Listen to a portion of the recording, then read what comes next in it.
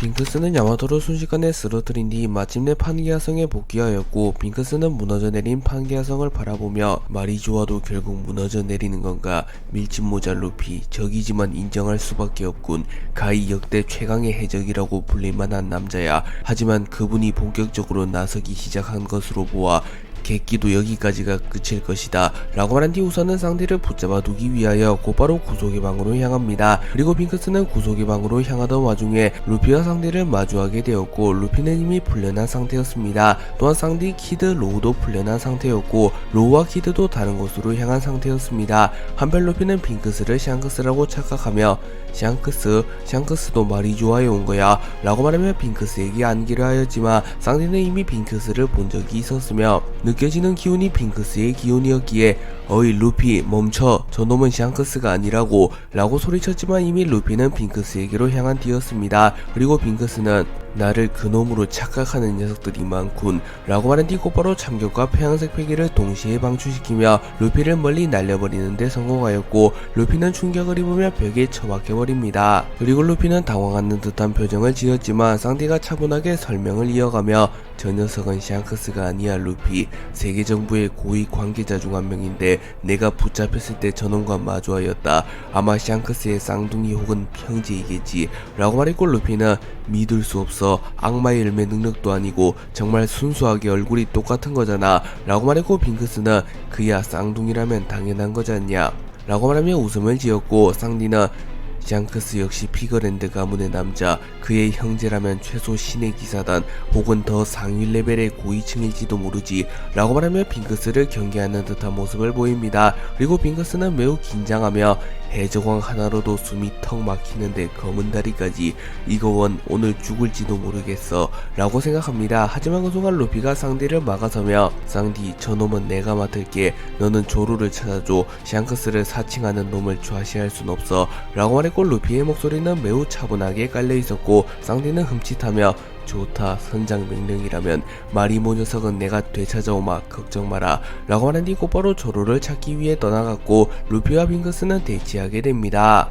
루피는 빙크스를 바라보며 너 샹크스의 친형제냐 라고 물었고, 빙크스는 그래 나는 샹크스의 쌍둥이 형이다. 밀짚모자 루피, 네 녀석이 은인으로 모시는 그 샹크스도 결국 천룡인일 뿐 언젠간 세계정부에 돌아올 운명이라는 거다 라고 말하며 웃음을 지었고, 루피는 입 닥쳐, 샹크스의 얼굴로 그런 소리를 하지마 라고 말했고, 빙크스는 내 이름은 피거랜드 샴록, 세간에는 빙크스라는 이름으로 잘 알려져 있다만 네 녀석이라면 나의 진명을 들을 자격이 있겠지. 밀짚모자 루피, 네 녀석의 강함은 누구보다 잘한다. 너를 쓰러뜨릴 순 없겠다만 최소한 시간을 벌 수는 있겠지. 이미 롤로노와 조로는 세계정부에 붙잡힌 상태, 너희 동료들과 아군들은 서서히 쓰러져 갈 것이다 라고 말한 뒤 곧바로 자신의 검 티폰을 꺼내들었고, 사람 열매 모델 하데스의 능력을 사용하여 루피의 주변의 모든 것을 흡수하기 시작합니다. 그리고 루피는 조로가 붙잡혔다고 라고 물었고, 샴록은 그래 그분이 직접 움직였다 라고 답했고, 루피는 에그에 대해서 마주했던 임무를 떠올리며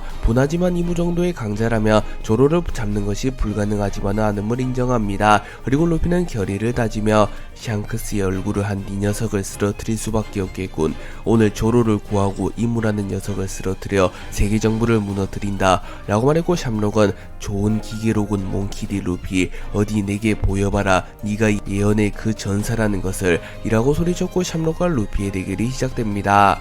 레드라인에서 해군과 해적의 대결이 고조되어 가고 있었고, 해군 측이 우위를 점하며 해적 측은 위기를 맞이합니다. 하지만 그 순간 엄청난 규모의 해일이 몰려오기 시작하였고, 해적들의 선박은 물론 해군들의 군함마저 침몰할 위기에 처합니다. 그리고 스모커와 대결을 이어가고 있던 벤베크맨은 흰 수염이라도 부활한 건가 라고 말하며 겨우 균형을 잡으며 비틀거렸고, 스모커는 뭉게뭉게 열매의 능력을 사용하여 잠시 공중으로 올라간 뒤 견문색 패기를 통하여 빠르게 상황을 파악하기 시작하였고, 순간 스모커의 표정이 굳어집니다. 그리고 스모커는 비정상적으로 많은 수의 해왕류들이 레드라인을 향해 오고 있으며 그 중에는 선만큼 거대한 개체들도 존재함을 깨달았고, 빠르게 대피하지 않는다면 저는 물고기밥이 되어버릴 수도 있음을 깨달았고, 뭉게뭉게 프리즌을 사용하여 벤베크맨을 멀리 날려버리며 벤베크맨과의 거리를 벌린 뒤 해군 한 명의 확성기를 빼앗아 소리를 치며 해군 전원 추적을 멈추고 도주해라. 믿을 수 없겠지만 수십만에 달하는 해왕류들이 해왕류들이 몰려오고 있다. 자칫했다간 모두가 수장되어 버린다. 라고 소리쳤고 키자루 역시 꽤나 진지한 표정을 지으며 해왕류들의 이런 움직임은 듣도 보도 못했다고 라고 소리친 뒤 공중으로 튀어올라 바다를 향해 팔적 경고공을 사용하여 해왕류들의 움직임을 최대한 저지시킨 뒤 해군 전원에게 대피 명령을 내립니다. 그리고 해군은 빠르게 대피하기 시작하였고 해적과 혁명군 역시 상황이 심상치 않게 돌아감을 깨달으며 대피를 시도합니다. 하지만 그 순간 레드라인 중심부에서 섬 하나에 버금가며 전신이 철갑으로 둘러싸인 거대한 고래 한 마리가 나타났고 로비는 충격을 받은 듯한 표정을 지으며 저 고래는 분명 리오포네그리프에 적힌 고대 해수이자 바다의 왕이라고 불리는 테이톤이라고 말합니다. 그리고 테이톤은 등장과 동시에 기이한 기운을 뿜어내며 우리가 기다려온 운명의 순간이 다가오고 있다 라고 소리쳤고 해군과 해적들의 다수가 마치 폐양색 폐기에 노출된 듯 기절해버리는 현상이 발생하였고 키자루조차 긴장하는 표정을 지으며 저런 괴물이랑은 싸우고 싶지 않다고 라고 말합니다. 그리고 잠시 후 시라오시가 모습을 드러냈고 테이톤을 불러낸 존재가 고대병기 포세이돈이자 모든 해왕류들의 왕이라고 불리는 시라오시라는 게 밝혀집니다. 조로는 이무에게 패배한 뒤 특수한 공간에 감금되었고 신의 방패라고 불리는 실질적인 세계정부의 2인자 아이기스가 조로의 곁을 지키고 있었습니다. 그리고 잠시 후 이무가 그곳에 나타났고 이무는 결정했다. 롤로노와 조로를 장기말로 활용한다 라고 말했고 아이기스는 허면 오로성 중 누구의 권능을 빼앗을 것입니까? 라고 말했고 이무는 이번 전쟁에서 가장 활약이 저조하며 큰 실수를 저지르는 녀석의 권능을 빼앗아야겠지 라고 말했고 아이기스는 알겠습니다. 롤로노와 조로는 대기시켜두겠습니다. 언제든지 신의 의지를 이을 수 있도록 이라고 말했고 이무는 자신의 능력을 사용하여 무너져 내려가는 성지 마리조아를 최대한 복구시키려 합니다. 한편 아이기스는 견문색 배기를 통해 오로성 전원의 기척을 읽어내며 전원 각자의 구역으로 이동하였군. 900년간 견고했던 세계정부의 최후의 전력 중 하나가 이탈되는 순간인가. 허면 가장 가능성이 높은 쪽은 아무래도 제이가르시아 세턴성 이라고 말하며 조로가 새로운 오로성에 오르게 된다면 세턴이 폐위되며 권능을 잃게 될 것이라고 추측합니다. 검은섬의 적단은 시키를 새로운 동료로 영입한 뒤 어인섬으로 향하였고 그곳에서 세턴과 마주하게 됩니다. 그리고 후에 서술될 최악의 적 검은수염의 적단 시리즈에서 자세한 내막이 밝혀지게 될 것이지만 결론적으로 검은수염의 적단은 세턴을 제압하는 데 성공합니다. 그리고 티치는 피를 흘리며 세턴의 머리를 짓밟으며 지하하하 벌레에게 밟히는 기분이 어떠한가. 제이 가르시아 세턴 확실히 압도적인 강함이야. 홀로 우리를 상대로 이 정도나 버티다니 라고 소리쳤고 세턴은 쓰레기 벌레 주제에 신의 권위에 도전하는 건가.